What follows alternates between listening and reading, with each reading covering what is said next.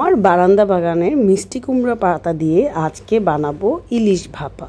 তো ইলিশ ভাপার জন্য আমি নিয়ে নিয়েছি শুকনো মরিচ, কাঁচামরিচ এবং পেঁয়াজ, রসুন। এগুলোকে ভালো করে আমি বেটে নিচ্ছি।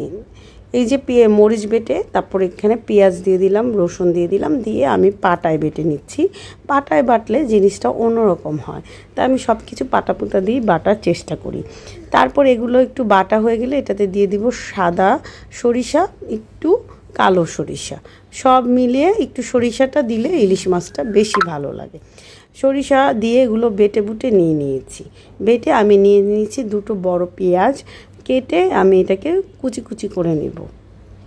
একটু পেঁয়াজটা বাড়িয়ে দিলে মশলাটা ভালো লাগে।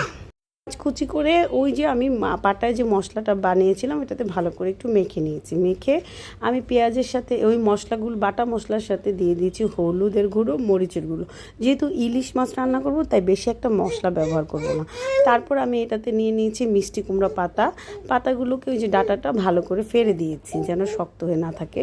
তো পাতার মধ্যে আমি একটা করে ইলিশের টুকরো দিয়েছি, একটু মশলা দিয়েছি, দিয়ে ভালো করে এটাকে ভাজ করে নিব। ভাজ করে এটা যেহেতু খুলে যায় তাই আমি দুটো করে পাতা দিয়েছি। লাউ পাতাটা দিলে একটু পানি উঠে, তাই আমি মিষ্টি কুমড়া পাতাটা ব্যবহার করেছি। এভাবে এক পিস করে আর একটু মশলা দিয়ে পাতাটা ভাজ করে নিব। আর যেহেতু এটা খুলে যাবে তাই আমি এটাকে সুতো দিয়ে বেঁধে দিব।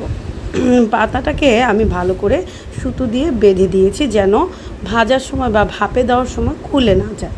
এরপর আমি একটা একটা করে এভাবে বেঁধে দেওয়ার পর আমি চলে গেলাম চুলায় একটা ফ্রাই প্যান বসিয়ে দিয়েছি। অনেকে এটাকে ভাতের মধ্যেও দিতে পারেন, কিন্তু ভাতের মধ্যে দিলে এই শাকটা এরকম ভাজা ভাজা হবে না। তাই আমি একটু শাকটাকে ভাজা ভাজা করার জন্য আমি ফ্রাই প্যানেই দিয়েছি, এবং ফ্রাই প্যানে আমার প্রায় 40 মিনিটের মতো লেগেছে। আমি ডিম আঁচে দিয়ে রেখেছিলাম, দিয়ে আমি আস্তে আস্তে উল্টো পাল্টো করে দিয়েছি কিছুক্ষণ পরপর, এবং ঢাকনা দিয়ে রেখেছি। ঢাকনাটা সহজে উঠানো যাবে না, যেন ঢাকনার মধ্যে পানিটা শাকের মধ্যে পড়ে যায়, কড়াইতে পড়ে যাবে। ওই পানিটা দিয়ে এটা ভাপা হবে। পরে আমি এটাকে উল্টে পাল্টে দিয়েছি। এখন আমার ভাপাটা প্রায় হয়ে এসেছে, আমি এটাকে তুলে নিব। এইভাবে আমি প্রায় 35 থেকে 40 মিনিট ফ্রাই প্যানে রেখেছিলাম এবং ভালো করে উল্টে পাল্টে দিয়েছিলাম। আমার ভাপাটা প্রায় হয়ে এসেছে, আমি এখন তুলে নিব।